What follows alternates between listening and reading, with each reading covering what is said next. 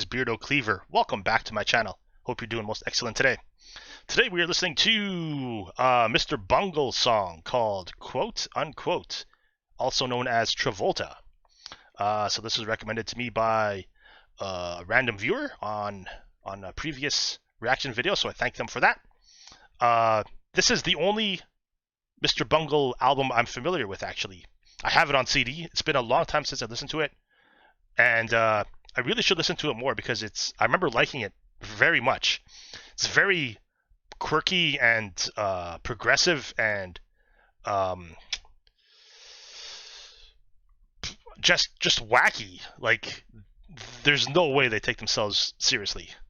Just changing genre and changing tempo and changing instrumentation, and it's almost like if Frank Zappa, and I know I mention Frank Zappa a lot only because he's one of my favorite artists. They're almost like a metal Frank Zappa. And I think this album came out in the early 90s. So yeah, this is not a fresh listen. I have heard the song before. You could say it's a forgotten listen. It'll be nice to revisit this again. I think this is the first track on this album, their first album. So this is Quote Unquote Travolta, Mr. Bungle.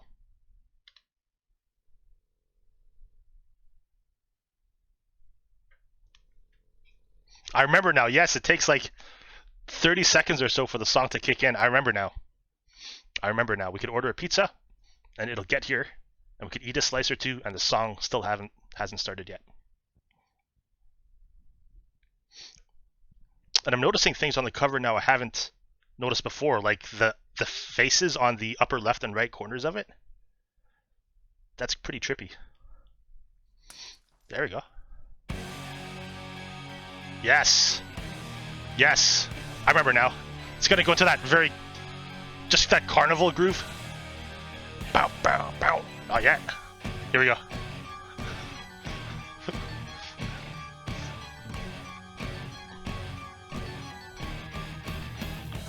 Yes.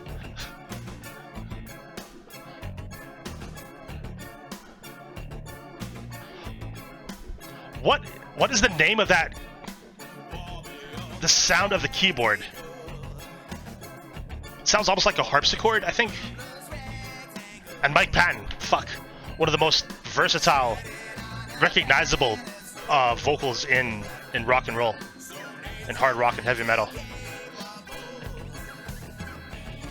I think I first heard them covering War Pigs by Black Sabbath on that Nativity in Black compilation that came out like late 90s.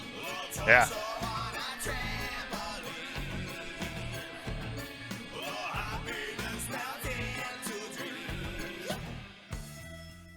And I'm hearing new things now that I haven't heard before. Just like there's some guitar, some like slide guitar beneath the mix. That's what I mean. It's like they're carrying, or it's like they're moving a TV, like from the audio video club on that stand. They're moving it to a floor below. The elevator doesn't work.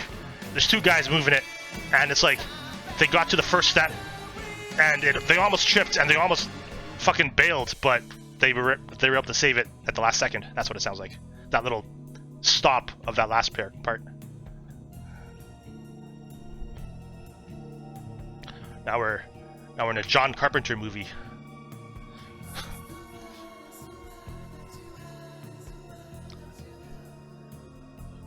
Reminds me of Dillinger Escape Plan. Yeah, that very like ethereal vocals, and I know that Dillinger cites Mr. Bungle as one of their main influences, and it's apparent now.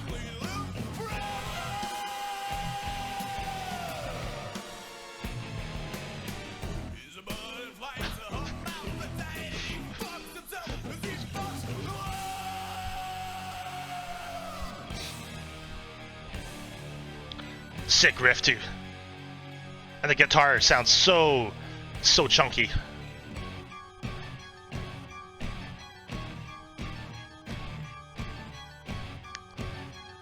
It's almost Halloween music. Bow, bow. I love it. Oh, that little organ flourish. That...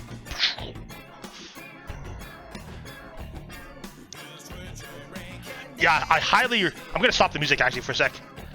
I highly urge anyone, if you're into music, if you're listening to music, and that's your main goal at the time you're listening to listen to it uninterrupted and with full focus, undivided listening, whether on headphones or a good sound system. Like you wanna dedicate your brain power to absorbing these new sounds. Yeah, I don't think this would work, at least for a first listen, for anybody, like as background music. No, this music demands to be paid attention to. Yeah. So let's continue with Mr. Bungle, quote unquote, Travolta.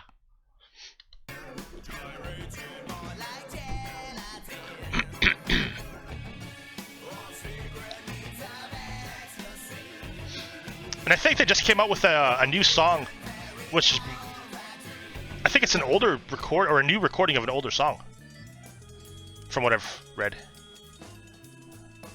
All right, there's some cutlery happening in the background there.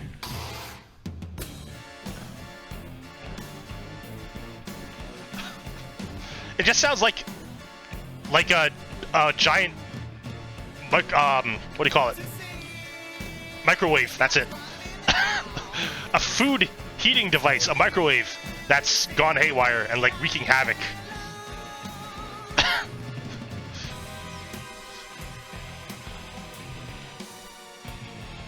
Got some Thriller keyboards.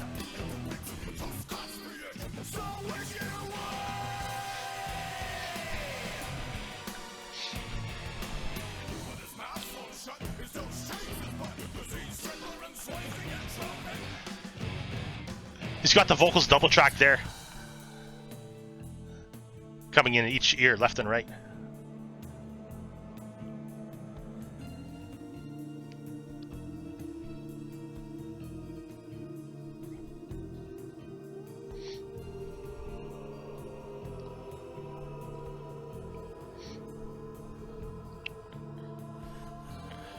Yeah, this just goes to show that you don't need like your constricted verse chorus, bridge chorus out song structure. You could just write whatever.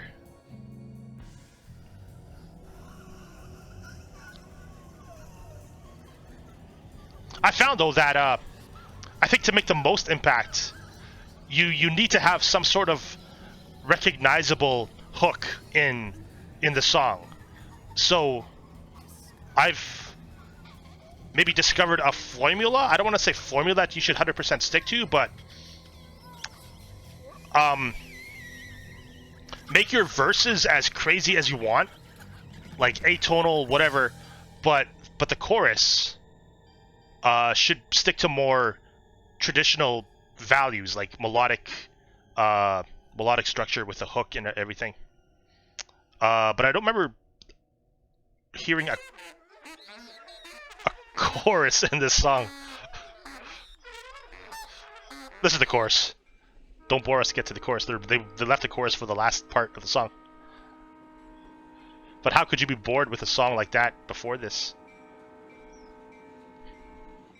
Chugga chugga chugga. I think it's going to segue right into the next song.